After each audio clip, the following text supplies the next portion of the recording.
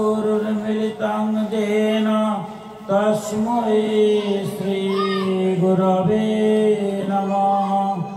ॐ नमो भगवते वासुदेवाय। ॐ जोगीन्द्राय नमस्तभ्यं कागीश्वराय वै नमः। भुवानन्दो स्वरूपाय लोकनाथाय नमो नमः। आज पवित्र 19 ज्येष्ठ 1432 बंगाब्द रोज मंगलवार ब्रह्मज्ञ महापुरुष महायोगी श्री श्री लोकनाथ ब्रह्मचारी बाबार 135तम तिरोधान दिवस। बाबा लोकनाथ ब्रह्मचारी भगवान श्री कृष्णेर जन्मतिथि जन्माष्टमी दिनी 1730 ख्रीष्टाब्देर 31 আগস্ট অর্থাৎ 14 ভাদ্র 1137 বঙ্গাব্দ কলিকাতার 24 পরগনা জেলার কচুয়া গ্রামে একটি ব্রাহ্মণ পরিবারে জন্মগ্রহণ করেছিলেন। তার পিতা ছিলেন রামনারায়ণ ঘোষাল ও মাতা ছিলেন কমলা দেবী। তিনি ছিলেন মা বাবার চতুর্থ পুত্র। তার আচার্যদেব ছিলেন ভগবান গাঙ্গুলি। 160 বছর বয়সে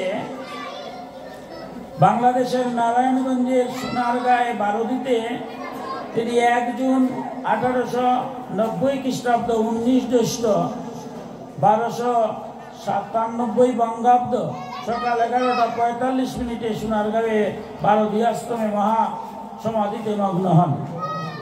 বাবা লোকনাথ ব্রহ্মচারী তার জীবনে বারবার একটা কথা বলে গেছেন যে আমার চরণ ধরিস না, আমার আচরণ ধর। আমরা এই সনাতন ধর্মাবলম্বী পূজা পার্বণ যজ্ঞ প্রসাদ খাওয়া নিয়ে আমরা সবাই ব্যস্ত থাকি।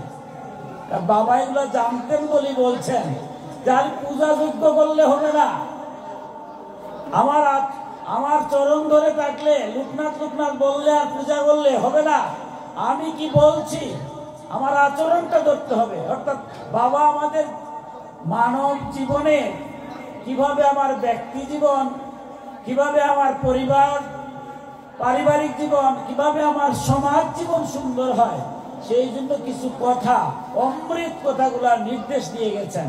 বলছেন সেগুলা ধরবে, সেগুলা করবে, তবেই তোমার ব্যক্তি জীবন, পরিবার জীবন, সমাজ জীবন মধুময় হবে, শান্তিময় হবে। কারণ আমরা আজ অনেক পূজা করছি, অনেক যজ্ঞ করছি, অনেক প্রসাদ খাচ্ছি, কিন্তু শান্তি কি বলতে পারি বুকে হাত দিয়া যে আমি খুব আরামে আছি? আমার ব্যক্তিগতই বলি, আমার ব্যক্তি জীবন, আমার পারিবারিক জীবন, আমার সমাজ জীবন, আমার রাষ্ট্রীয় জীবন কিংবা আমার আন্তর্জাতিক জীবন খুব আনন্দে আমরা আছি। কারণটা একটাই, আমরা শুধু পূজা পার্বণ প্রসাদ খাওয়ার মধ্যেই মনটাকে দিয়ে দিছি। কিন্তু উনি যে বলছে যে আমার চরণ ধরিস না, আমার আচরণ ধর, আমি কি বলে গেছি সেই কথাগুলো নিজের জীবনে বাস্তবায়ন কর, তবেই জীবনটা সুন্দর হবে, মধুময় হবে। আমি কৃতজ্ঞতা এবং ধন্যবাদ জানাই লোকনাথ সংঘের, যুব সংঘের যারা আয়োজক কমিটি, যে তারা লোকনাথ বাবার যে মূল তত্ত্বটা, যে আচরণটা ধরতে হবে, তিনি কি বলে গেছেন সেটা নিয়ে একটা আলোচনা সভার আয়োজন করেছেন।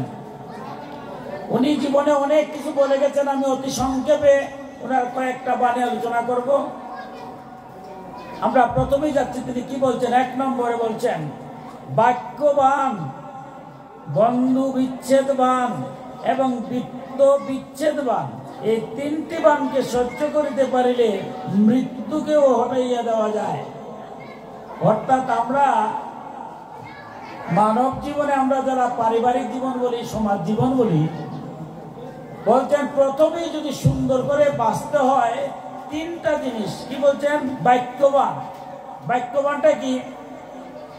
আমার দেহের মধ্যে 2টা পা আছে, 2টা হাত আছে, 2টা চক্ষু আছে, কিন্তু মুখ দিয়েছেন ভগবান একটা।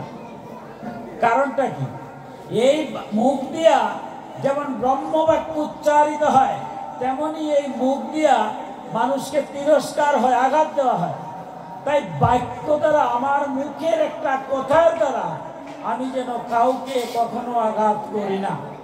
আবার যদি কেউ আমাকে আঘাত করেও আমি যেন সেটা সহ্য করতে পারি। পরিবার বলেন, সমাজ বলেন, সবচেয়ে মূল কথাটাই হচ্ছে কি, আমার কথা আপনি সহ্য করতে পারেন না, আপনার কথা আমি সহ্য করতে পারি না। লোকনাথ বাবা বলছেন, প্রথমেই বাক্যবান, মুখ থেকে একটি কথা বলার আগে বারবার চিন্তা করতে হবে যে এই কথার দ্বারা কারো ক্ষতি হবে কিনা, কারো মনে আঘাত লাগবে কিনা, কারো মন ভাঙবে কিনা। সনাতন ধর্মে বলছে মন ভাঙ্গা মন্দির ভাঙ্গার চেয়েও ক্ষতি ভয়ঙ্কর বা ক্ষতিকর। স্বভাবত একটা প্রশ্ন জাগে, যে মন্দির আমরা তৈরি করছি সেই মন্দির ভাঙ্গার কথা উঠলে তো খারাপ লাগবে, এটা পাপ, মহাপাপ। কিন্তু সনাতন শাস্ত্রে বলছে কারো যদি মন ভাঙ্গ, তোমার বাক্যের দ্বারা, তোমার আচরণের দ্বারা যদি কাউকে আঘাত করো, তাহলে মন্দির ভাঙার চেয়ে মহাপাপ হবে।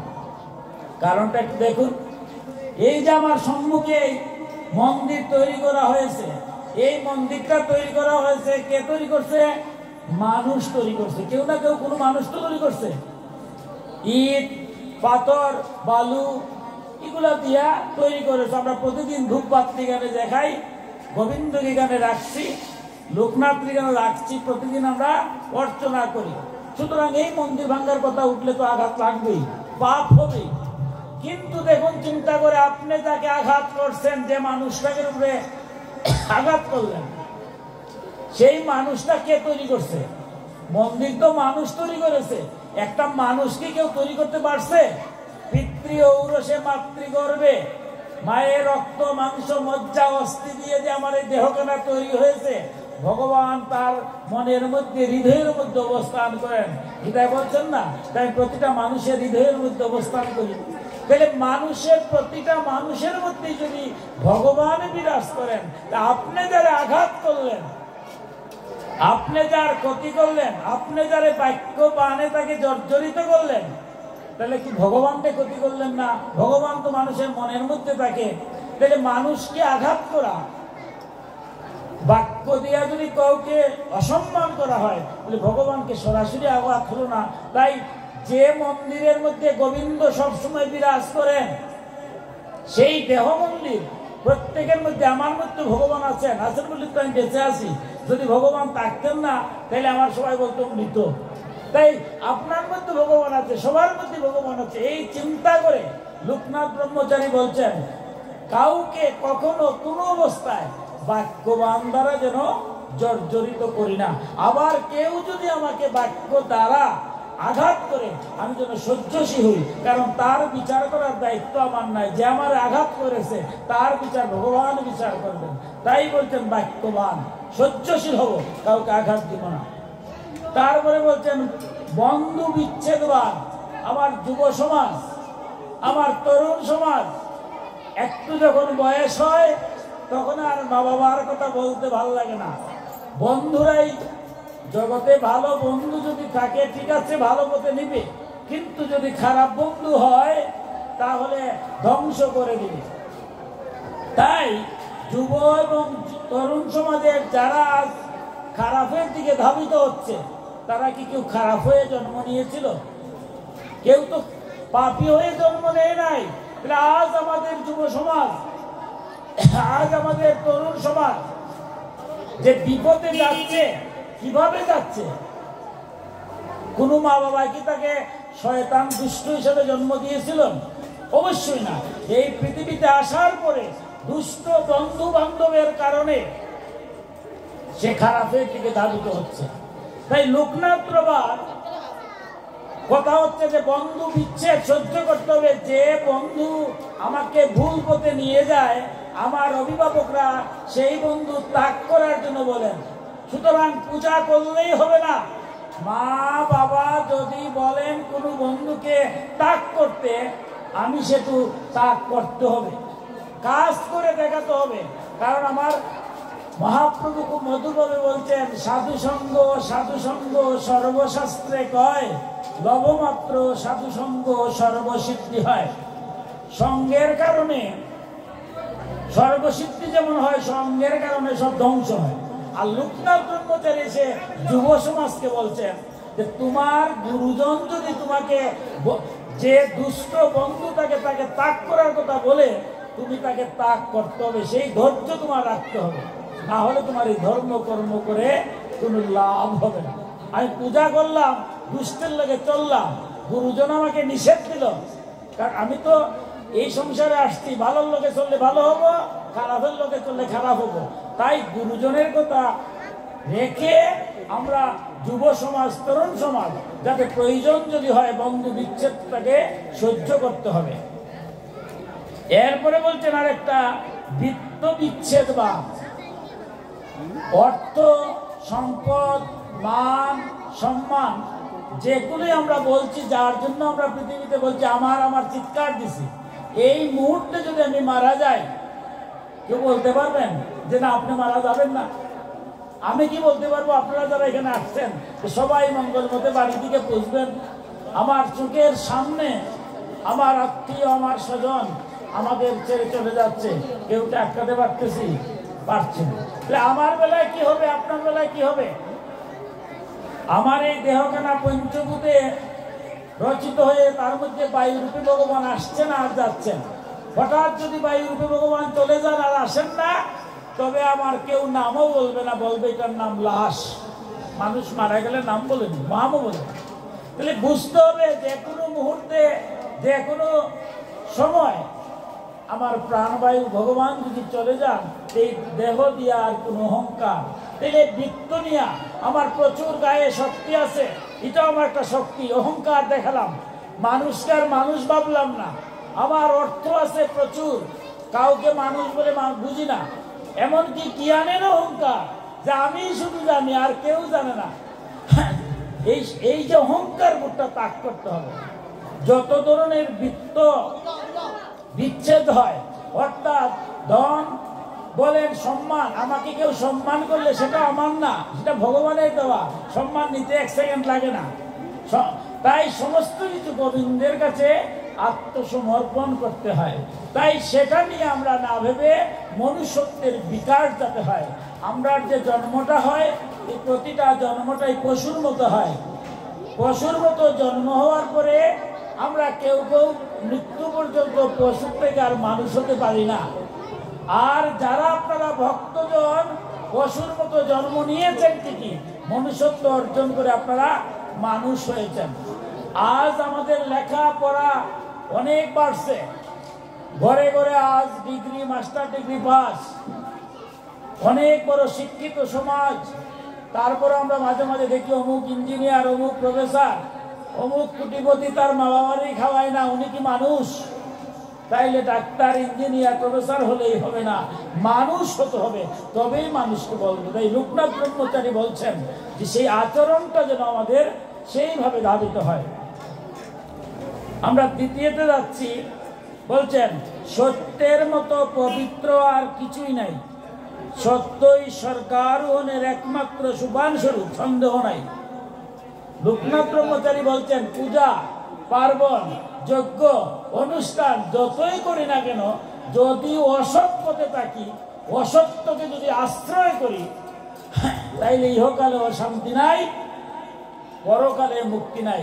তাই লোকনাথ ব্রহ্মচারী বাবা বলছেন যে কোনো সময়, যে কোনো মুহূর্তে সবকিছু ত্যাগ করা যাবে, কিন্তু কোনো কিছুর জন্যই সত্যকে ত্যাগ করা যাবে না। দেখুন আমরা তার বাস্তব ঘটনা দেখি গীতায়।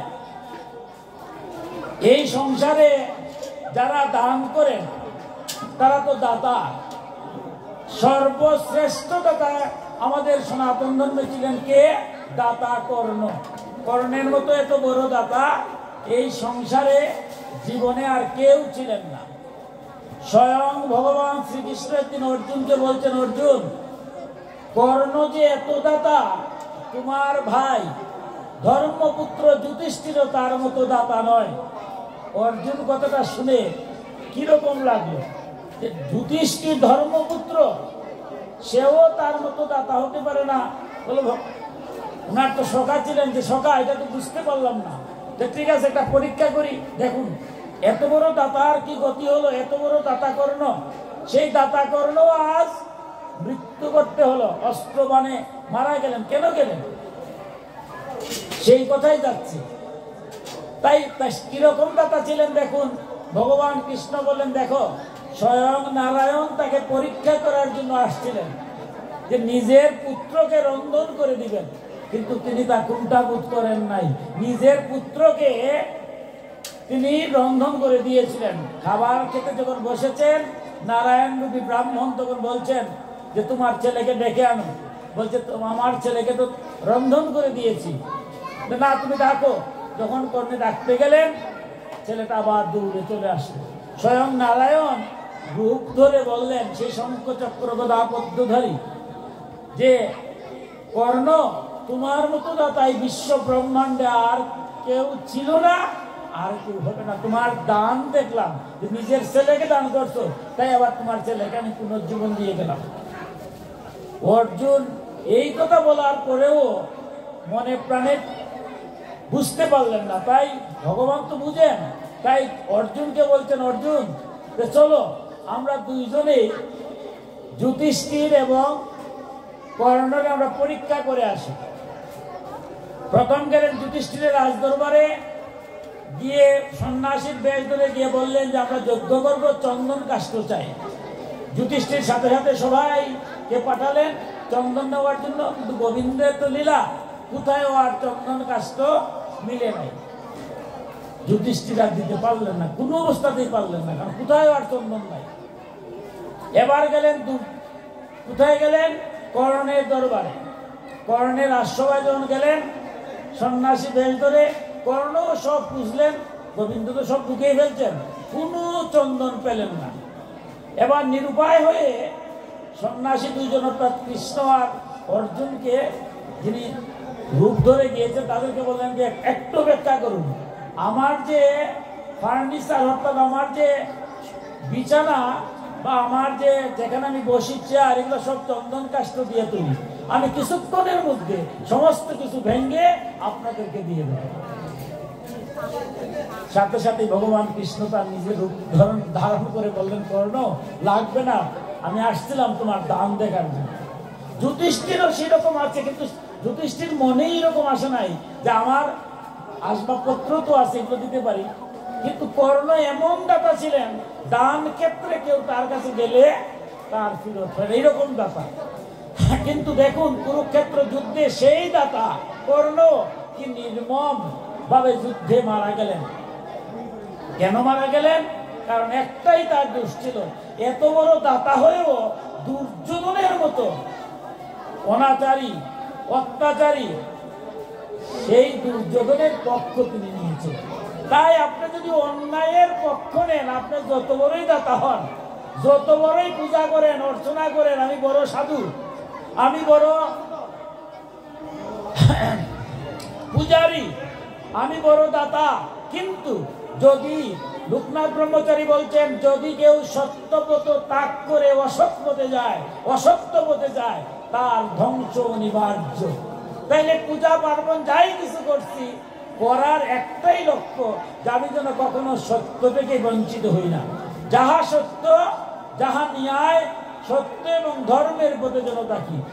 আর যদি আমি কোনো অসত্য, অন্যায়, অধর্মের দিকে ধাবিত হই, আমার অধঃপতন অবশ্যম্ভাবী। তাই লোকনাথ ব্রহ্মচারী বলছেন, কোনো অবস্থাতেই কারো কিছুর জন্যই সত্যকে ত্যাগ করা যাবে না।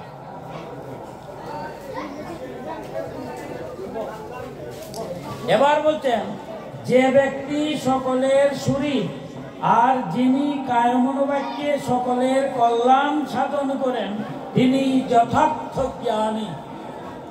আমাদের সমাজে জ্ঞানী বলতে মনে হয় যারা গাদা গাদা গ্রন্থ রচনা করেছেন, কিংবা গ্রন্থ মুখস্থ করে ফেলেছেন, অথবা অনেক কিছু জানেন, তাইলে তিনি মনে হয় জ্ঞানী।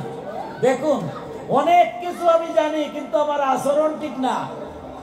লোকনাথ বলছেন উনি জ্ঞানী নয়, কথায় এবং কাজে মিল থাকতে হবে। আমি বক্তব্য দিলাম একটা, পূজা অর্চন করলাম একটা, কিন্তু আমার আচরণ যদি ভিন্ন হয়, লোকনাথ বলছেন উনি জ্ঞানী হতে পারেন না।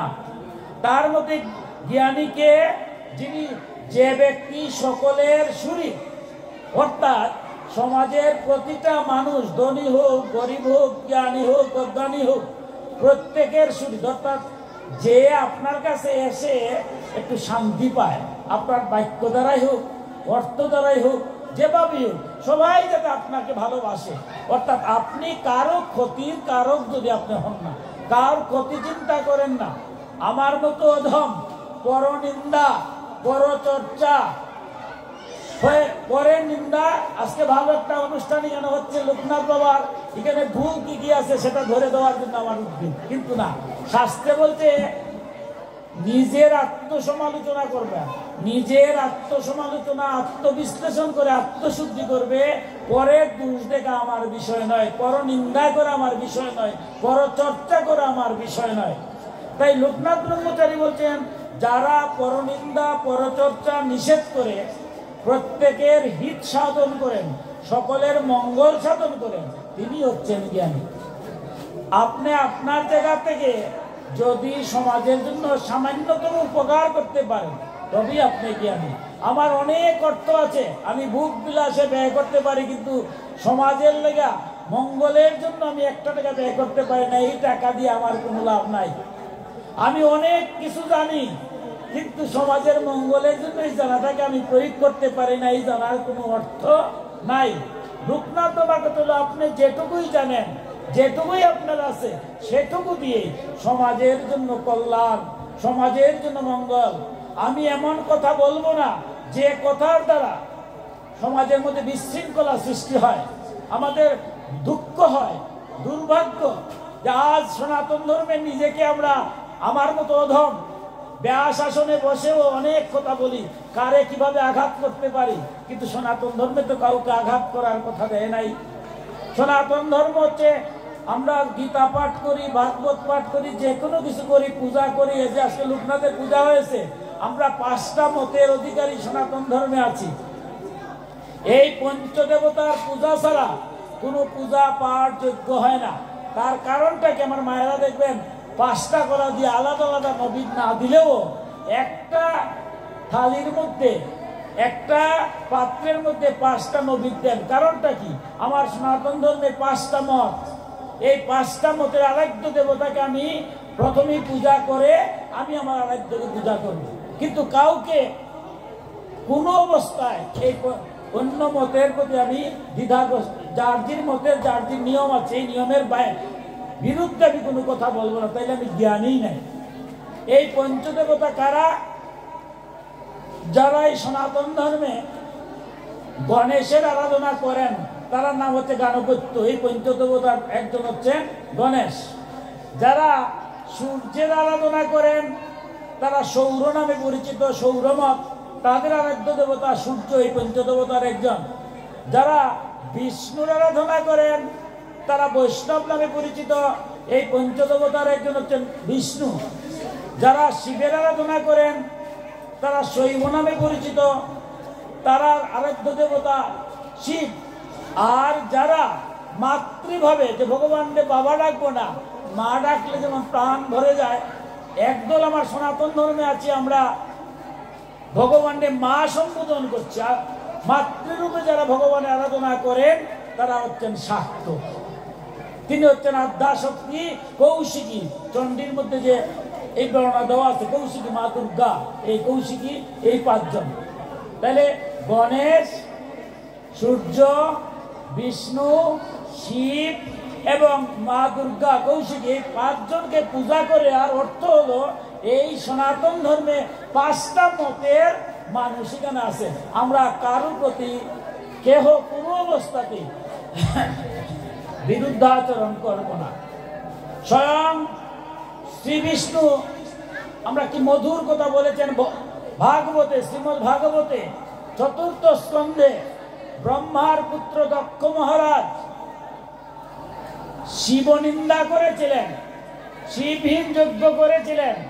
সেই যজ্ঞে বলভদ্র এসে কি করেছিল, সেই দক্ষের মাথাটা ছেদন করে যজ্ঞাহুতি দিয়েছিল, আর ছাগলের মুন্ডু এনে দক্ষের মাথার মধ্যে লেখিয়ে দিয়েছিল। এই যে ভাগবতটা কেন, অর্থাৎ যে বা যাহারা এই পঞ্চদেবতার বা পঞ্চমতের বিরুদ্ধে বলে, এরা হচ্ছে ছাগলের মুন্ডু, ছাগলের মাথা। কত কঠিন কথা ভাগবতে বলে গেছে। কারণ বিষ্ণু যখন দক্ষযজ্ঞ শেষ হয়েছে, স্বয়ং বিষ্ণু এসে আবির্ভূত হয়ে বলছেন যে আমি এবং শিবের মধ্যে যারা, ব্রহ্মার মধ্যে যারা ভেদ করে, তারা কোন মর্মার্থই জানে না। এই বিশ্ব ব্রহ্মাণ্ডের আমি এক, দেবতারা আমার বিভূতি মাত্র। ভগবান শ্রীকৃষ্ণ অর্জুনকে উপদেশার্থে বিশ্ববাসীকে বলছেন শ্রীমদ্ ভগবত গীতায়, যে বা যাহারা কোনো কিছু আকাঙ্ক্ষা পাওয়ার জন্য অন্য দেবতার আরাধনা করে, তারা জেনে কিংবা না জেনে আমারই আরাধনা করে, কারণ দেবতারা সব আমার অঙ্গস্বরূপ। আমার সনাতন ধর্মে ঈশ্বর তো বহু নয়, তিনি বিভিন্ন সময় বিভিন্ন ভাবে বিভিন্ন রূপে আবির্ভূত হয়েছেন। আমরা এক এক সময় এক একটা রূপকে আমরা আরাধনা করছি। ঠিক তেমনি ভাবে এই জগৎকে শিখাবার জন্য ভগবান নিজে এসে লীলা করে গেছেন। অপ্রপঞ্চ প্রপঞ্চনাথ অবতরণম অবতার। যারা যেখানে জন্ম নাই, যেখানে মৃত্যু নাই, সেখান থেকে জগৎকে শিখাবার জন্য যারা ভগবান যখন বিভিন্ন রূপে আবির্ভূত হন, তখন তাদেরকে বলা হচ্ছে অবতার। পূর্ণ অবতার হচ্ছেন ভগবান শ্রীকৃষ্ণ। এভাবে যুগবতার অনেক আসছেন। ঠিক এইভাবে যুগবতারের একজন হচ্ছেন লোকনাথ ব্রহ্মচারী। এইভাবে আরো অনেক অবতার যারা আসছেন, প্রত্যেকের প্রতি আমরা শ্রদ্ধাশীল। আমরা সনাতন ধর্মে 12 মাসে 13 পূজা করি। এর অর্থ 13 জন ভগবানকে পূজা করি না, এক ভগবানকে বিভিন্ন রূপে আমরা আরাধনা করি। তাই লোকনাথ ব্রহ্মচারীর যে কথাটা, সবার প্রতি যেন আমরা কি হই, কল্যাণ সাধন হই, সকলের জন্য সুহৃদ হই। কারো কাছে, কারো মতের কাছে যেন আমি দ্বিধাগ্রস্ত হই না। আপনার যে মত, আপনার যে গুরুদেব দিয়েছেন, আপনি আপনার মতো চলবেন, আমি আমার মতো চলবো। আমি যদি প্রকৃত কৃষ্ণ ভক্ত হই, তে কালী মন্দিরেও গেলেও কালীর মধ্যে কৃষ্ণ দেখবো। আর আমি যদি প্রকৃত কালী ভক্ত হই, গোবিন্দ মন্দির এসে গোবিন্দের মধ্যে আমি কালীকে দেখতে পাবো। কারণ যিনি কৃষ্ণ তিনি কালী। ভগবান কৃষ্ণ কি কালী হন নাই? বাসীকে অসীমা নিয়ে তিনি কালী হয়েছিলেন। তাই কোন অবস্থায় দ্বন্দ্বের কোন সুযোগ ধর্মে কোথায় নাই। দ্বন্দ্ব কে করে? এই যে ভাগবতে বলছে ছাগলের মুন্ডুদা, অর্থাৎ দক্ষ। না বুঝে বলা যাবে না। তাই কখনো কোনো অবস্থায় কাউকে, কোনো মতকে আঘাত করা যাবে না। লোকনাথ ব্রহ্মচারী বলছেন, আমি বিশাল বড় বক্তা অথবা আমি বড় বিরাট জ্ঞানী। লোকনাথ ব্রহ্মচারীটা জ্ঞানী না। যারা অপরকে আঘাত করে, সে কখনো জ্ঞানীকে যে সবার মঙ্গল চায়।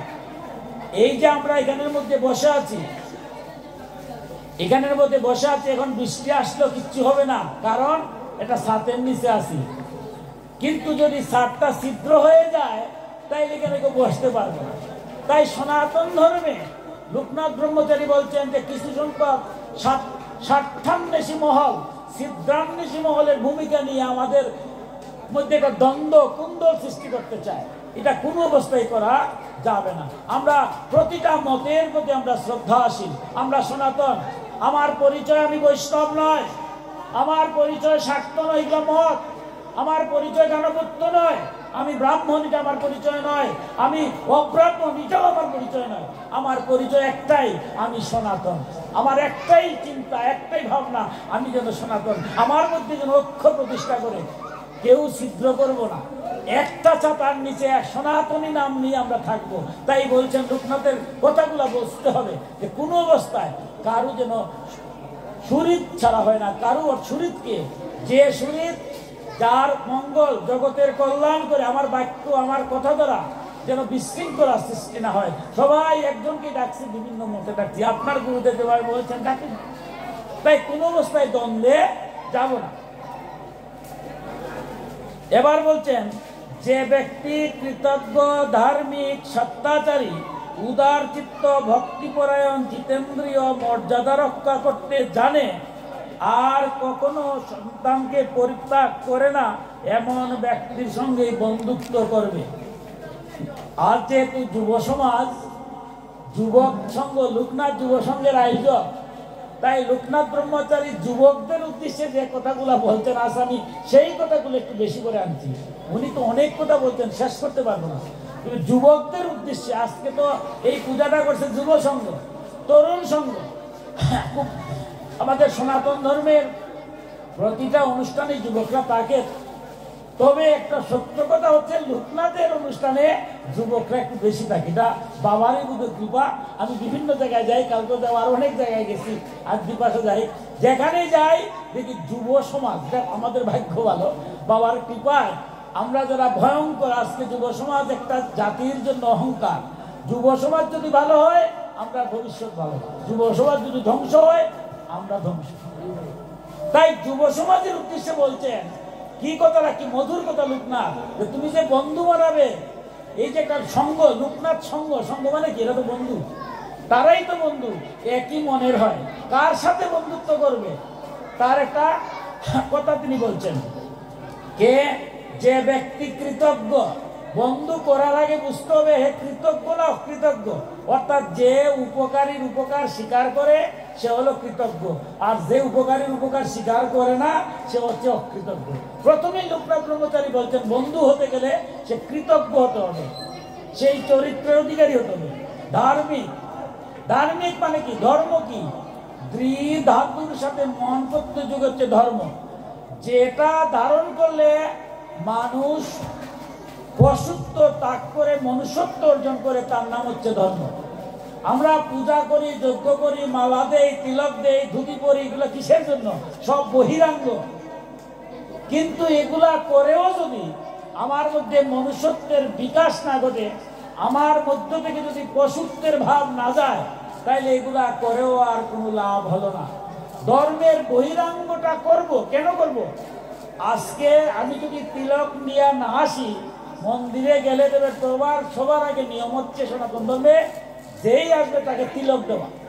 আমি তিলক দিয়ে আসলাম না, যখনই তিলকটা আমার কপালে পড়লো, এবার আমার মন তো চঞ্চল, একটু স্থির হলো যে বাবা যতক্ষণ তিলক আছে ততক্ষণ আহার উল্টাপাল্টা করা যাবে না, নিয়ে সত্য পথে থাকতে হবে। বেঁধে দিলাম, মালা দিলাম, আমার গুরুদেব মালা দিয়ে কি বললেন যে দেখো এই দেহের সব কিছু আমরা মনে করতেছি, হাত চলতেছে, পা চলতেছে, আসলে কিচ্ছুই চলে না, চলতেছে মাথা। মাথার কারণে সব চলে।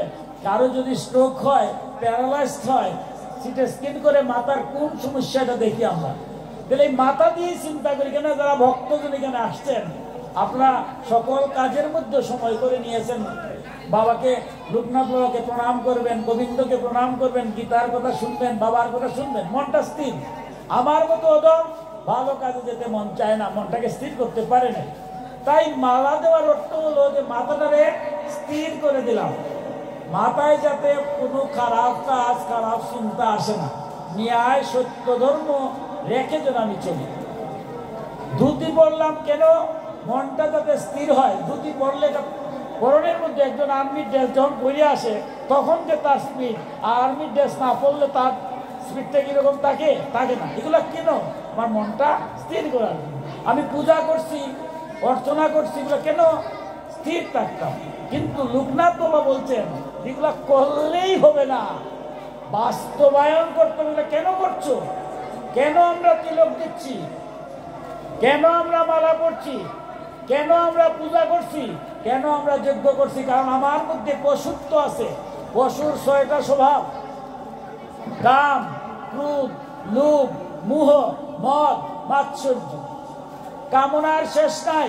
এই দেহের মধ্যে আমার পশুর যে মনোভাবগুলা কি, কামনা, কিন্তু ভগবানকে পাওয়ার কামনা, ভক্ত দর্শনের কামনা, এটা যেন থাকে, কুসঙ্গ যেন তা করতে পারি। কাম, ক্রোধ, রাগের বহিঃপ্রকাশ। যখন জ্ঞানহীন রাগ হয়, জগতে যত খারাপ কার্য হয় সব জ্ঞানহীন। তাই ক্রোধকে সংগ্রহণ করতে হবে। কাম, ক্রোধ, লোভ, লোভের বশবর্তী হইয়া অর্থ চাই, বৃত্ত চাই, মান চাই, সম্মান চাই, আরো চাই। এই আরো করতে করতে যে কোন দিকে যাচ্ছি সেই দিকে আর খেয়াল নাই। ভগবান বলছে একটু দাড়ি দাও। এই মুহূর্তে যদি মারা যাও, তোমার মান, সম্মান, ইজ্জত যেটা নিয়ে তুমি অন্যায়ভাবে যাচ্ছ, যেটুকু পাও গোবিন্দের কৃপায় তাই সন্তুষ্ট থাকো। তাই লোভকে সংবরণ করো, কাম ক্রোধ লোভ মোহ বুঝেও বুঝি না, ভালো কাজ করব মন্দ কাজ ত্যাগ করব, কিন্তু ভালো কাজে মন যায় না, মন্দ কাজে কাজ যায়। এই যে মোহগ্রস্ত ত্যাগ করতে হবে। মদ মানে অহংকার। জন্মেছি বড় করে, তাতে কি হলো? আমার কর্ম যদি ভালো না হয় জন্ম নিয়ে লাভ কি?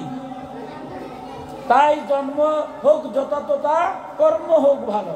আমি আমার অর্থ আছে, বৃত্ত আছে, এগুলো অহংকার। এই মুহূর্তে মারা গেলে কিছু নিয়ে যাব? কেউ কি নিয়ে গেছে? আমার পূর্বপুরুষ যারা, আমার বাবা আজকে নাই, হতভাগা অনেকে হারিয়েছেন, অনেক আত্মীয় স্বজনকে। বাবা মারা গেলেন, যাওয়ার পরে কিছু নিয়ে গেছেন না? দিলে নিতে পারবেন, আমি যাওয়ার সময় নিতে পারবো? কিসের অহংকার? তাই এমন বলছে কি জ্ঞানের, ভাগবতীকে বলছে জ্ঞানের অহংকার আছে, ভক্তের শুধু অহংকার নাই। কারণ ভক্ত চরণধুলি মাথায় নেই, তার অহংকার থাকে না। কারণ স্বয়ং ব্রহ্মা দেখি তার অহংকার হয়েছিল আমি সব। এই সংসারের যদি ভালো কিছু আমরা করি, সেটা ভগবান করে, আমার দ্বারা কিছু হয় না। যারা প্রকৃত জ্ঞানী তারা কখনো নিজের মধ্যে অহংকার আনে না। তাই কোনো অবস্থা আমি বড় ভক্ত হয়ে গেছি, আর কেউ ভক্ত না, মনের মধ্যে একটা ভাব যদি হয় যে না আমার মতো ভক্ত নাই, চলে বলে কলে কৌশলে মানুষের আমি অপমান করলাম, আর ভাব দিলাম যে আমার মতো ভক্ত আর জগতে নাই। আমার ভাবটা তো ভগবান বুঝে, অন্তরে তোমার ভগবান আছে। তাই কোনো অবস্থাতেই অহংকার করা যাবে না, নিরহংকারী হতে হবে। মাৎসর্য মানে পরশ্রীকাতরতা, পরের ভালো লাগে না। ভালো কাজ করছেন, এখানে একটু দেখো, কিন্তু নিজের দিকে একবার তাকাই না যে আমার কত ভুল আছে। তাই এই পরশ্রীকাতরতা ত্যাগ করতে হবে। তাই বলছেন যে এই যে ধার্মিক বলছে, কথাটা বলছিল লোকনাথ ব্রহ্মচারী, যে তুমি আগে ধার্মিক হও। কাম ক্রোধ লোভ মোহ মদ মাৎসর্য যারা চেষ্টা করে, তারা যে করে তাকে তুমি বন্ধু বানাও। আর বন্ধু হতে কে হবে? সত্যাচারী, মানে যে কোনো অবস্থায় সত্যকে যে ত্যাগ করে না। আমার সম্মান পাওয়ার লেগা বা আমার অর্থ পাওয়ার লেগা আমি মিথ্যার আশ্রয় নিলাম, যারা নেয় তারা ত্যাগ করতে হবে। আর যারা সব কোনো কিছুর জন্য সত্যকে ত্যাগ করে না, সেই ব্যক্তিকে তুমি বন্ধু হিসাবে নিবে। ভক্তি পরায়ণ, ভগবানের প্রতি যেন ভক্তি হয়, ভক্তদের জন্য ভক্তি হয়, যারা এইরকম। এবং জিতেন্দ্রিয়, যারা ইন্দ্রিয়কে নিয়ন্ত্রণ করেছে, ইন্দ্রিয় যদি নিয়ন্ত্রণ না হয় তাহলে সে তাকে তুমি বন্ধুত্ব করো না। তাই তাই যুব সমাজ যারা বন্ধু করার আগে বারবার ভাবতে হবে যে সে কি ধার্মিক কিনা, জিতেন্দ্রীয় কিনা, তবে সেই আমার বন্ধু হবে। আজ কাল আমাদের যুব সমাজ, তরুণ সমাজকে যদি বলা হয় যে তুমি এর সাথে চলো না, বলবে বাবা তুমি তো নিশ্চয়ই বুঝো না, এর মতো বন্ধু আর কেউ আছে? এই আমাদের সনাতন ধর্মে বড় ভয়ঙ্কর। আজ আমাদের ছেলেরা মেয়েরা লেখাপড়া করছে, অনেক লেখাপড়া করতেছে, কিন্তু কিছুদিন পরে দেখা যায় সে বিপদে চলে গেছে। কারণটা কি? একটাই, অসৎ সঙ্গ করে। অসতীর সঙ্গ দূষেন সতী কন্যা মতিভ্রম, একরাত্রি প্রভাসন কাষ্ঠঘণ্টা বিমর্জিতা। অসতীর সঙ্গ বললে সতী কন্যারও মতিভ্রম ঘটে। তাই কোনো অবস্থাতেই যাতে কোনো অসৎ সঙ্গে ছেলে মেয়েরা যায় না, সেই দিকে আমরা সবারই খেয়াল রাখতে হবে। এবার তিনি বলছেন ধার্মিক হতে চাইলে প্রতিদিন রাতে শোয়ার সময় সারাদিন কাজের হিসাব নিকাশ করবে। অর্থাৎ ভালো কাজ কি করলে, মন্দ কাজ কি করলে সেটা ভেবে মন্দ আর যাতে না হয় সেই দিকে দৃঢ় প্রতিজ্ঞা হবে। লোকনাথ ব্রহ্মচারী বলবে ধার্মিক, আমরা সবাই তো ধার্মিক হতে চাই। ধার্মিক হতে গেলে কি করতে হবে? লোকনাথ ব্রহ্মচারী বলছেন প্রত্যেক দিন ঘুমানোর যখন আমরা যাবো, ঘুমানিত গিয়ে একটু চিন্তা করব যে আমি ঘুম থেকে উঠছিলাম কয়টায়, উঠে এখন ঘুমাইতে আসলাম, এতক্ষণের মধ্যে আমি কি কি কাজ করছি। দেখুন সনাতন ধর্মে প্রথমেই বলছে নিত্যকর্ম। আমার ভগবান অর্জুনকে উপদেশার্থে কি বলছেন? পত্রম পুষ্পম ফলম তুষম, যে বলছেন বিশ্ব সবাইকে যে ঘুম থেকে উঠে আমার ভক্ত আমার বেশি কিছু লাগে না, একটু তুলসী পাতা আমার দিলেই হবে, একটু ফুল দিলে হবে, একটু ফল, একটু, আর যদি কিছুই না থাকে তাহলে আমার একটু জল দেবে। আমরা যদি প্রতিদিন ঘুমাইতে গিয়ে দেখি যে আমি কি সারাদিনের মধ্যে গোবিন্দকে যে রূপে আমার ভগবান আছেন, আমার গুরু যেভাবে বলছেন, আমি কি একটু জল তুলসী ফুল ফল কি দিলাম? যদি দিতে না পারি তাহলে আগামীকালকে প্রতিজ্ঞা করতে হই অন্তত একটু জল তুলসী কালকে দেব। ভগবান কত মধুর কথা কি তাই বলছেন, কর্ম করতে বাধা নাই, কিন্তু কর্ম করার আগে আমার নামটা একটু স্মরণ করো, তাহলে কর্ম আর থাকবে, এটা কর্মযোগ্য হয়ে যাবে। আমি শিক্ষক ছাত্র পড়াইতে যাই, তো ছাত্র পড়ানোর আগে ক্লাসে তো একটু ঈশ্বরের নাম স্মরণ করি, তাহলে কি হবে? সম্মুখে আর ছাত্র দেখবো না, দেখবো সব ভগবান বসে আছে। যদি ফাঁকি দেই তাহলে ভগবানকে দিচ্ছি। আমি যদি ব্যবসায়ী হই, যখন আমি ঈশ্বরকে স্মরণ করে আমি ব্যবসা করব, তখন আর কাস্টমার দেখবো না, দেখবো সব ভগবানরা আসছে পরীক্ষা করতে। যদি বেজাল দেই ভগবান আমারে দেখবে। তাই ভগবান যে কত মধুর কথা, যারা আমার গৃহিণী মায়েরা আছেন, রান্না বাড়া সমস্ত কর্ম করবেন সবই তো গোবিন্দের জন্য। যাদের জন্য করছেন তারা তো গোবিন্দকে দিয়েই যাচ্ছে, আপনার সেবা হচ্ছে, কিন্তু প্রতিটা কাজের আগে শুধু গোবিন্দকে স্মরণ করবেন। তাই যারাই প্রতিটা কর্ম করার আগে গোবিন্দকে স্মরণ করে, গোবিন্দ বলছেন তাদের এই কর্ম আর কর্ম থাকে না, এটা কর্ম যজ্ঞে পরিণত হয়। রাত্রে ঘুমাইবার সময় লোকনাথ বাবা বলছেন, একটু স্মরণ করে দেখো তো দেখি আজকের দিনে সারাদিনে কত কর্ম করলে আর কতবার তোমার গোবিন্দকে স্মরণ করলে। তাইলে যদি স্মরণ না হয়, কালকে তো তোমাকে প্রতিজ্ঞাবদ্ধ হন যে আগামীকালকের থেকে আমি গোবিন্দের নামটা স্মরণ করবো। কত মধুর কথা। একদিন দুই দিন যদি এরকম লোকনাথ বাবার কথা স্মরণ করি, তাহলে ধার্মিক হতে কয়দিন লাগবে? তারপরে কি বলছেন দেখুন, আমরা এই সংসারে আসছি, যে কোনো মুহূর্তে সংসার থেকে চলে যাব, কিন্তু প্রতিটা দিন যে কর্ম করছি, কর্মের মধ্যে ভালো কর্ম মন্দ কর্ম, লোকনাথ ব্রহ্মচারী বলছেন তুমি এটা বিচার করো, সারাদিনের মধ্যে ভালো করছো কয়টা, মন্দ করছো কয়টা। মন্দ যেগুলা করছো তার জন্য ভগবান আছে ক্ষমা চাও। হয়তো আমার রাগ উঠে গেছি, আপনাকে আঘাত করেছি। ধার্মিক যে এক রাস্তার উপর নাই, যে প্রকৃত ধার্মিক, আমার মতো অধম আপনার সাথে ঝগড়া হয়েছে আর আপনার সাথে কথাই বলবো না, কিন্তু ধার্মিক যে যদি আমারে অন্যায়ভাবে আঘাত করে রাত্রে গিয়ে যদি চিন্তা করে যে না ঠিক করে নাই, পরের দিনে সেটা বলবে যে আমার ভুল হয়ে গেছে। এটাই ধার্মিকের লক্ষণ। রাত্রে বিচার করে যাই যেটা আমার খারাপ হয়েছে, সেই খারাপ কাজ থেকে যেন আমি বিরত হই, ক্ষমা চেয়ে নিই, আর প্রতিজ্ঞাবদ্ধ হই যেগুলো ভালো করেছি সেটা যেন আমার সারাটা জীবন থাকে। তাই লোকনাথ ব্রহ্মচারী বলছেন, এইভাবে যারা জীবন আদর্শ হয়, জীবনটা যারা এইভাবে চালায়, তারা ধীরে ধীরে নিজের অজান্তেই ধার্মিক হয়ে যায়। তাই আমরা যে পূজা করছি লোকনাথের, আজকে সারা বিশ্বব্যাপী আজ লোকনাথের অনুষ্ঠান হচ্ছে। সবাই যদি আজ প্রতিজ্ঞা করি যে না আজকে রাত থেকে শুরু করবো, বাবার কথা আপনাকে একটা শুনবো, কি করলাম, ভালো করলাম, খারাপ করলাম, খারাপটা বাদ দেবো, ভালোটা ধরবো, তাহলে বাবা বলছেন, লোকনাথ বাবা, যে ধীরে ধীরে আপনি এমনিতেই ধার্মিক হয়ে যাবেন। এরপরে বলছেন সচেতন হতে হবে। অসচেতনতাই জীবনের ধর্ম হয়ে দাঁড়িয়েছে। নিরন্তর অভ্যাস ও চেষ্টার ফলে তাকে সচেতনতায় রূপান্তরিত করতে হবে।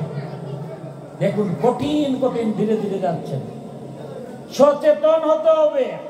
অন্ধের মতো আমরা পূজা পার্বণ যজ্ঞ করলে হবে না। গীতায় বারবার বলছেন, দেখুন এই গীতার কথাগুলাই লোকনাথ ব্রহ্মচারী আনছেন। গীতায় ভগবান কি বলছেন অর্জুনকে উপদেশার্থে, হে অর্জুন, আমার 3 প্রকারের ভক্ত আছে। একজন হচ্ছে তামস ভক্ত, একজন হচ্ছে রাজসিক ভক্ত, একজন হচ্ছে সাত্বিক ভক্ত। তাহলে ভক্ত হলেই হবে না, পূজা যজ্ঞ করলে হবে না। জগতের যাহা কিছু আছে প্রত্যেকটাই 3 ভাগে বিভক্ত, সত্য, রজ এবং তম। তাইলে এই 3টার মধ্যে কোনটা? আর লোকনাথ ব্রহ্মচারী বলছেন তুমি সচেতন হও না। আমি একটা ইচ্ছা করলাম, তুমি করতেই থাকলাম, এটা কি ভালো না মন্দ বুঝলাম না, খালি করতেই থাকলাম। লোকনাথ ব্রহ্মচারী বলছেন তা হয় না। তুমি সচেতন হতে হবে, কোন কার্য করছো, কিভাবে করছো। কারণ গোবিন্দ গীতায় কি বলেছেন, কারণ লোকনাথ ব্রহ্মচারী বারবার বলছেন গীতার আশ্রয় নাও, গীতার আশ্রিত থেকে সমস্ত কর্ম করো। লোকনাথের পরম কথাটা হচ্ছে প্রতিটা মানুষের প্রতি যে গীতার আশ্রয় ভিন্ন চলো না। গীতায় কি বলছেন ভগবান?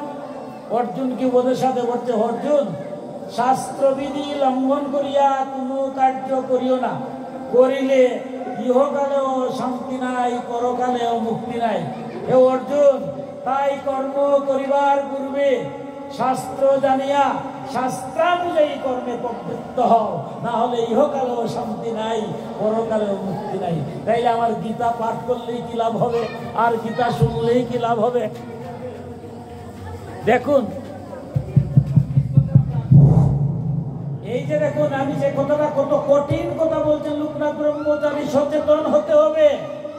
গীতা পড়লে কিংবা গীতা শুনলেও স্বর্গে যাওয়া যায় না, এই কথাটা বললে হয়তো অনেকে আমাকে রাগ করবেন। দেখুন কথাটা কেন।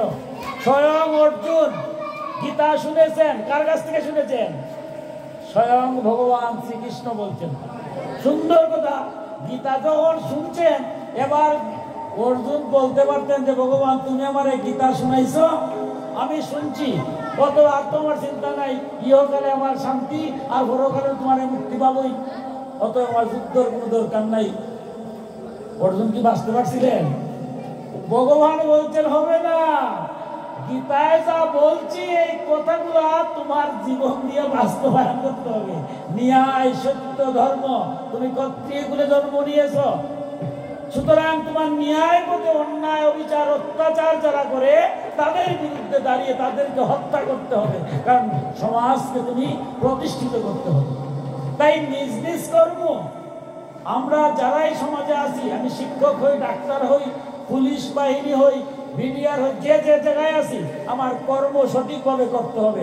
কর্ম যদি করি না তাহলে কোনো লাভ হবে না, কারণ ভগবান বলছেন কর্ম করতে হবে, ন্যায় সত্য পথে থেকে কর্মের মাধ্যমে আমাকে লাভ করবে। তাই গীতায় কি বলছে সেটা শুনলেই হবে না, এটা নিজের জীবনে বাস্তবায়ন করতে হবে। আমি গীতা পড়লাম, অন্যায় চললাম, তাহলে তো আজকে দুর্যোধনের পক্ষে নিয়েছিলেন কে? পিতামহ বিশ্ব, যে স্বেচ্ছামৃত্যু গঙ্গাপুত্র অষ্টবসুর একজন, যিনি পৃথিবীতে আসছিলেন, সেই বিশ্বর কিরকম দুর্গতি হলো, তার তো হওয়ার কথা ছিল না। তিনি মৃত্যুর আগে বলছেন কোনটা ধর্ম আর কোনটা অধর্ম বুঝতে পারলাম না, ভগবান তোমার যদি কৃপা না হয় তাইলে বুঝি না। তাই ন্যায় দ্রোণাচার্য, কৃপাচার্য, দ্রোণাচার্যের অস্ত্রে থাকলে কেউ মারতে পারবে না। কর্ণ এত বড় যোদ্ধা ছিলেন, কিন্তু তারও ধ্বংস কেন? অন্যায় অবিচার অত্যাচারের সাথে থাকবো না, তাদের সাথে চলবো না। তাই লোকনাথ ব্রহ্মচারী সেখানে বলছেন যে তুমি সচেতন হও, কোনটা ভালো আর কোনটা মন্দ আমরা বুঝি। কারণ লোকনাথ ব্রহ্মচারী কি মধুর ভাবে বলছেন, 5 বছর বয়স হওয়ার পরে আমাদের বিবেক হয় যে কোন কাজ করলে জগতের কল্যাণ আর কোন কাজ করলে জগতের অন্ত। সুতরাং আমি জ্ঞানী বিশাল করে জানলাম সেটা নয়, আমার বাক্যের দ্বারা আমার কর্মের দ্বারা যদি সমাজের কোনো খারাপ হয় তাহলে আমি অধম, আমি ধার্মিক না। আর যার দ্বারা জগতের মঙ্গল হবে, কল্যাণ হবে, সেই হচ্ছে ধার্মিক। তাই হচ্ছে সচেতন হয়ে কর্ম করতে হবে। আজকে আমাদের সনাতন ধর্ম বড় দুঃখ হয়, আমরা বড় দুর্ভাগা জাতি, আমাদের মতো দুর্ভাগা জাতি খুব কম আছে। আমরা সনাতন ধর্মের আজ পূজা পার্বণ যজ্ঞ যে হয় কতটুকু শাস্ত্রসম্মত হয়, হরিনাম কীর্তন হয়, শুধনাম 32 অক্ষর, কত নাম কত অক্ষর হয়, তার বিচার একটা বার করি না। লোকনাথ ব্রহ্মচারী বলছেন হবে না, এই ধর্ম হবে না, সচেতন হও। শুধনাম 32 অক্ষর বলছে, শুধনাম 32 অক্ষরই বলো। এখানে কত অক্ষর ছায়াছবির গান খায়, কখনো উলঙ্গ নৃত্য করে তাকানো যায় না, দুর্ভাগ্য। আমি কথাগুলো খুব কষ্টে বলছি, কারণ আমার নৈমিষারণ্য নামে একটা সনাতন ধর্মীয় গবেষণা কেন্দ্র আছে, আমার একটা ইউটিউব চ্যানেলও আছে নৈমিষা, আপনারা অনেকেই দেখেন, প্রতি সপ্তাহে একটা বক্তব্য যায়। আমার গ্রুপের মধ্যে প্রায় দেখায়, দেখুন আপনার হরিনাম কীর্তন কিরকম হচ্ছে। আমার মায়েরা হরিনাম কীর্তন করে, এটা ভালো, মাতৃ, কিন্তু মা মায়ের মতো তো থাকতে হবে।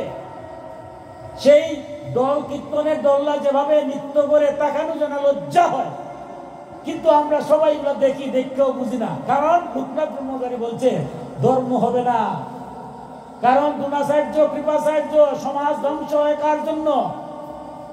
যদি আমরা মহাভারতে যাই, ভগবান শ্রীকৃষ্ণ বলছেন দ্রোণাচার্য কৃপাচার্য এবং কর্ণকে বধ করার আগে স্থগিত করেছেন, বলছেন এই কুরুক্ষেত্র যুদ্ধ হয়েছে দুর্যোধনের জন্য নয়, দুঃশাসনের জন্য নয়। কুরুক্ষেত্র যুদ্ধ হয়েছে বিশ্ব, কর্ণ, দ্রোণাচার্য, কৃপাচার্যের কারণে। কারণ সমাজ নষ্ট হয় দুষ্টের দ্বারা নয়, সমাজ নষ্ট হয় জ্ঞানীরা নিশ্চুপ থাকার কারণে।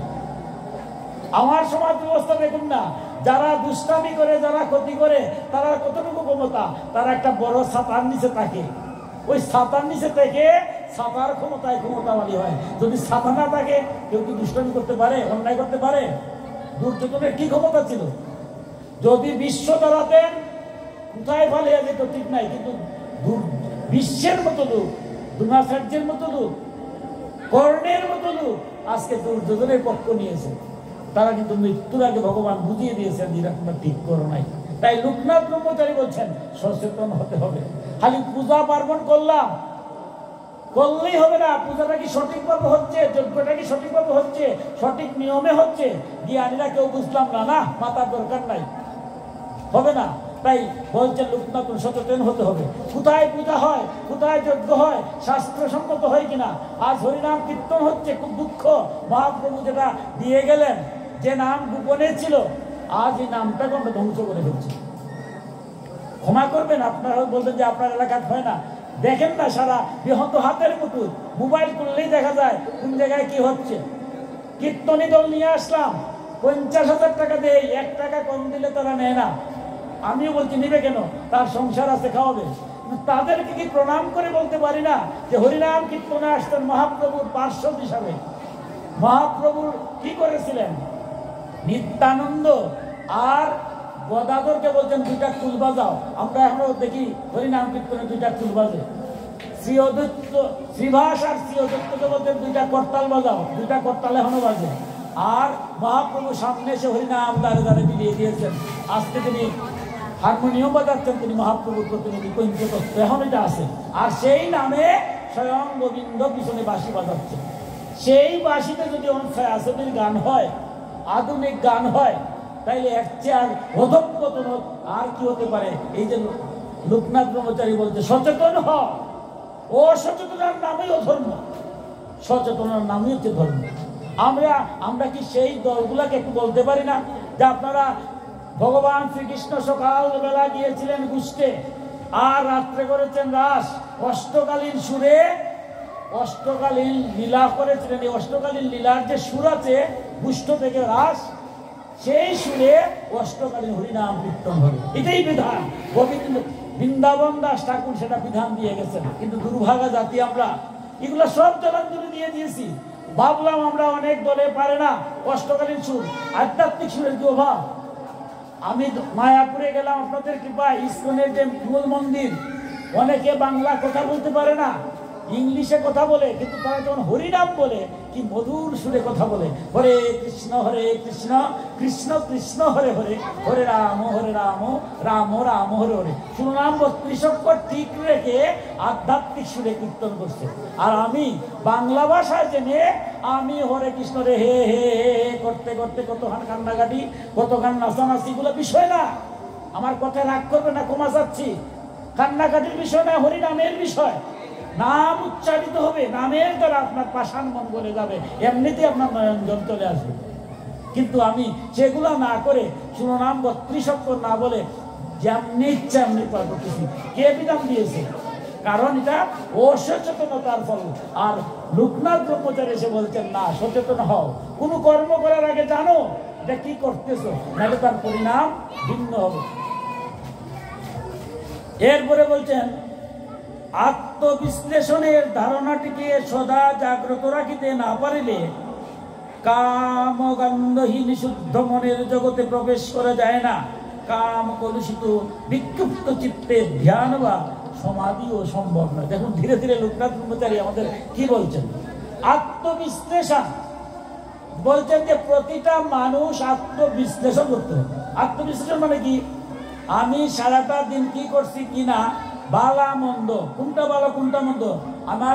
আমি আপনার সাথে মিথ্যা কথা বলছি, এটা আমি ভালোটুকুনি বুঝি যে মিথ্যা কথা বলা ঠিক না। আপনারে আমি আঘাত দিছি, এটা ভালোটুকুনি বুঝি এটা ঠিক না। এটা যদি কেউ বলে যে না, এমনকি সুর যদি একটা ধরা পড়ে, তারা যদি বলা হয় তো তুমি সত্য কথা বলো, চুরি করা পাপ তুমি জানো না, ছেড়ে দেবে। সে বলবে জানি তুমি চুরি করলা, ওই লোক সামলাইতে পারে না। তাইলে আমি চুরি করি, মিথ্যা বলি, কারোর সাথে খারাপ ব্যবহার করি, যাই কিছু করি, এগুলো আমি বুঝি। ভগবান আমার বিবেক দিয়েছেন, কারণ আমি এই যে ষড়রিপুর দ্বারা আচ্ছাদিত, আমি সংগ্রহ করতে পারি না। তাই লোকনাথ ব্রহ্মচারী বলছে আত্মবিশ্লেষণ করে বুঝে নাও কোনটা তোমার ভালো, কোনটা তুমি খারাপ। আত্মবিশ্লেষণ করে, আত্মসমালোচনা করে, আত্মসংশ্লেষণের মধ্যে আত্মশুদ্ধি হবে। অর্থাৎ নিজের বিবেকের চেয়ে বড় কিছু নাই। আমি কোনো কাজ করব, কোনটা করব না, কোনটার সমালোচনা করব, কোনটার সমালোচনা করব না। একটা অন্যায় হচ্ছে, এটা দেখলাম না, এটা উচিত না, তাহলে তো কুরুক্ষেত্র যুদ্ধই হতো না। অন্যায় হয়েছে, এখানে অন্যায় অন্যায় বলতে হবে, ন্যায় হয়েছে ন্যায়কে ন্যায় বলতে হবে। তাই সেই রকম দৃঢ়চিত্ত নিয়ে যদি সমাজ, পরিবার, রাষ্ট্র হয়, দেখবেন আপনার পরিবার, রাষ্ট্র, সমাজ ধ্বংস হবে না। এই সমাজ সুন্দর হবে, মধুর হবে। আজকে কেন আমাদের সমাজে আজ ভালো মানুষের কি অভাব আছে? কিন্তু ভালো মানুষগুলা কথা বলে না। মন্দ লোক কয়টা? হাতে গোনা কয়জন? সব যদি ভালো মানুষ এক হয়ে যায়, মন্দরা কিন্তু ক্ষতি করতে পারবে? করতেই পারবে না। কিন্তু আমি মনে করি আমার ধর্মটা মনে হয়, আমি ঘরে বসে বসে কৃষ্ণ নাম নিলাম, আর অন্যায় সমাজে হতে থাকুক, আমি দেখেও দেখবো না, এটা মুক্তি পাবো না, এটা আমার ধর্ম নয়। নাহলে কুরুক্ষেত্র যুদ্ধ শুরু হতো না। স্বয়ং ভগবান শ্রীকৃষ্ণ, অর্জুন যুদ্ধ করবে না, ন্যায় সত্য ধর্ম করবে না, বলতে আমি ভিক্ষা করে খাবো। ভগবান বলছে তুই ভিক্ষা করে খাবে, এটা কি তোমার ধর্ম? তাই আমরা সবাই যার যার অবস্থান থেকে ন্যায়, সত্য এবং ধর্মকে ধরে রাখবো। যেখানে অন্যায়, অবিচার, অত্যাচার হয়, তার বিরুদ্ধে আমরা দাঁড়াবো, সচেতন হব, তবেই সুন্দর হবে সমাজ। আমরা শেষ পর্যায়ে চলে আসছি, আর দুটি বলে আমি চলে যাব, আমরা পরবর্তী আরো প্রোগ্রাম আছে। এবার বলছেন, স্বেচ্ছায় হোক আর অনিচ্ছায় হোক, যে সন্তান মায়ের আদেশ পালন করে তার মঙ্গল হবে। দেখুন, খুব কঠিন একটা কথা, আমরা এই কথার মধ্য দিয়ে আমি শেষ করে নেব, এরপরে আরো অনেক অনুষ্ঠান আছে। বলছেন, আজকে যেহেতু যুব সমাজ, তরুণ সমাজরা এই লোকনাথের অনুষ্ঠানের সাথে যুক্ত, সেই তরুণ সমাজ, যুব সমাজ এগুলা ভালোভাবে জানতে হবে যে লোকনাথের পূজা করছি, অথবা লোকনাথ পূজার সাথে আমরা জড়িত। লোকনাথ বারবার বলছেন, আমার চরণ ধরিস না, আমার আচরণ ধর, আমার পূজা করেও লাভ, বেশি লাভ হবে না, পূজা কর, অসুবিধা নাই, কিন্তু পূজার চেয়েও আমি কি কথা বলছি ওইটা শুন। কত বড় কঠিন কথা, আমার চরণ ধরিস না, আমার আচরণ ধর, আমি কি বলছি ওই কথাটা তুই শুন, মঙ্গল হয়ে যাবে। তিনি কি কথা বলছেন? ভাবেই হোক আর অভাবেই হোক, যে সন্তান মা বাবার সেবা করে সেই পুণ্যবান, সেই ইহকালে শান্তি, পরকালে মুক্তি পাবে। তাহলে মা বাবার সেবা না করে যদি লোকনাথের পূজা আমি করি, তাহলে কি বাবা পূজা গ্রহণ করবেন? পূজা করবেন না। তাই লোকনাথ ব্রহ্মচারী কি মধুর ব্যাখ্যা করছেন। তিনি মা বাবার সম্পর্কে আমার সনাতন ধর্মে কি বলছে দেখুন। সনাতন ধর্মে যত পূজা পার্বণ, যজ্ঞ, অনুষ্ঠান করি, সবার আগে বাবা এবং মাকে প্রণাম করে তারপরে গুরু প্রণাম করতে হয়, তারপরে ভগবানকে পূজা করতে হয়। এটা শাস্ত্রের বিধান। আমার বাড়ি যদি কোনো পূজা হয়, সংকল্প করতে যাই, পুরোহিত আগে বলবে তোমার মা বাবাকে প্রণাম করে আসো, মানে মা বাবাকে পূজা করো। মা বাবার পূজা করব,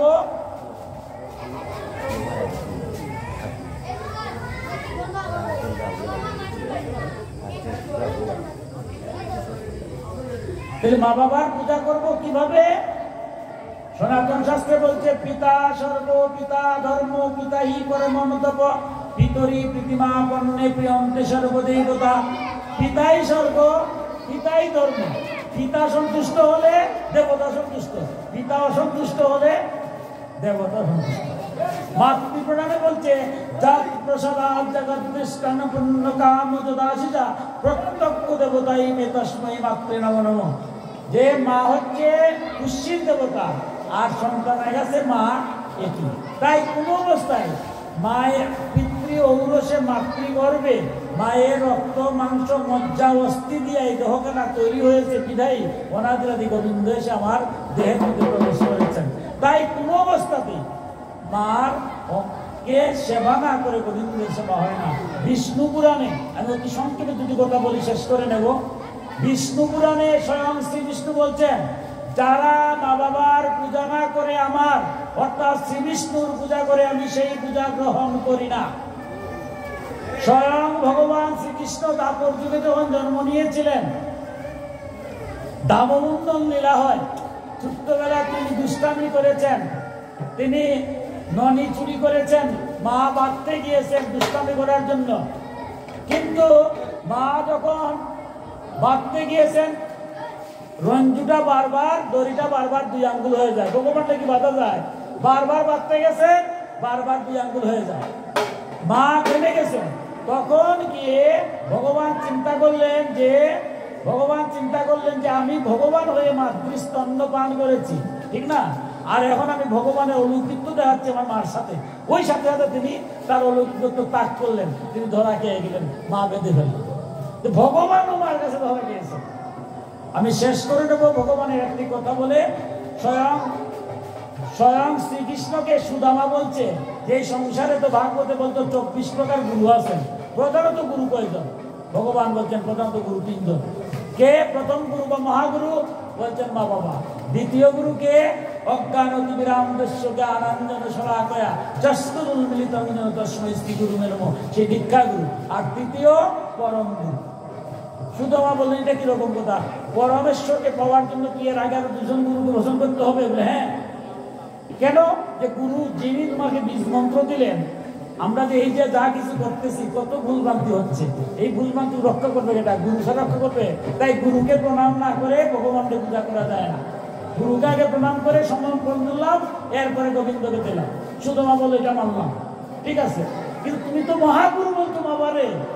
তখন ভগবান বলতে, দেখো পিতৃ ঔরসে মাতৃগর্ভে মায়ের রক্ত মাংস মজ্জা অস্থি দিয়ে যদি দেহখানা তৈরি না হতো, তাইলে কি অনাদিরাদি গোবিন্দ তোমার দেহের মধ্যে আসতে পারতো কি? গোবিন্দ যাবার হৃদয়ে আছেন। আমার বাবার ঔরসে মাতৃগর্ভে আমার এই মাংসপিণ্ড যদি তৈরি না হতো, অনাদিরাদি গোবিন্দ কি আসতে পারতেন? ভগবান কৃষ্ণ বলছেন, তাই মা বাবার সেবা না করে আমার কেউ যদি সেবা করে, সেই সেবা আমি গ্রহণ করি না। আর লোকনাথ ব্রহ্মচারী বলছেন, মা বাবা কি বলছেন? শেষ করে নেব একটা কথা বলি। কি উদাহরণটা দিয়েছেন? বলছেন এই যে আমাদের রাজু, আমাদের অত্যন্ত ভালো পুরোহিত, আমাদের পূজা করছেন, আমার অত্যন্ত স্নেহভাজন, যজ্ঞ করেছেন। যজ্ঞ করলে কি হয়? যজ্ঞের মধ্যে যখন শেষে ঘি দেওয়া হয়, দাউ দাউ করে আগুন, তখন যজ্ঞের ফল কলা বা নারকেল দেওয়া হয়। লোকনাথ ব্রহ্মচারী বলছেন যে যজ্ঞের যদি আগুন না থাকে, ছাই থাকে, ছাইয়ের মধ্যে যদি ঘি ডালা হয়, 3-এর পর 3 মূল্যবান জিনিস ঘি ডালা হয়, এর মধ্যে কি পূর্ণাহুতি দেওয়া যাবে? ছাইয়ের মধ্যে ঘি ডাললে যেভাবে পূর্ণাহুতি দেওয়া যায় না, লোকনাথ ব্রহ্মচারী বলছেন মা বাবার সেবা না করে কোনো গোবিন্দের পূজা করো, যদি পূজা পার্বণ শুভকর্ম করো, কোনো কর্মের ফল পাবে না। ছাইয়ের মধ্যে ঘি ডালা যেরকম, মা বাবার পূজা সেবা না করিয়া কোনো পূজা অর্চনা করা, সেটাও সেই রকম। আমরা সবাই যেন মা বাবার প্রতি শ্রদ্ধাশীল হই। লোকনাথ বাবার সেই কথা নিয়ে আমার বক্তব্য দীর্ঘায়িত করবো না। বাবা লোকনাথের কাছে প্রার্থনা জানাই, ভীমসী যুব সংঘের যারা তরুণ যুবকরা আয়োজন করেছে, তারা প্রত্যেকটা যেন সূর্যের মতো তারা নক্ষত্র স্বরূপ হয়। সমস্ত সমাজের অন্যায় অবিচার অত্যাচারের বিরুদ্ধে দাঁড়িয়ে ন্যায় সত্য পথে চলে তারা মানব কল্যাণে ব্রতী হয়, মাতৃসেবক হয়, পিতৃসেবক হয়। সবার মঙ্গল হোক, জগতের কল্যাণ হোক, সেই প্রার্থনা জানিয়ে আমার লোকনাথ বাবার বাণী দিয়ে যে অমৃত তত্ত্বকথা, এখানে বিশ্রাম নিলাম। সর্বে ভবন্তু সুখিনঃ, সর্বে সন্তু নিরাময়া, সর্বে ভদ্রাণি পশ্যন্তু মা কশ্চিৎ ভাগ হবে। এই পৃথিবীর সকলে সুখী হোক, সকলে রোগমুক্ত হোক, কেউ যেন দুঃখ লাভ না করে, সকলে শান্তি লাভ করুক। ওম শান্তি, ওম শান্তি, ওম শান্তি। জয় জয় নিতাই গৌর সীতানাথ প্রেমানন্দে, হরি হরি বল। জয় জয় নিতাই গৌর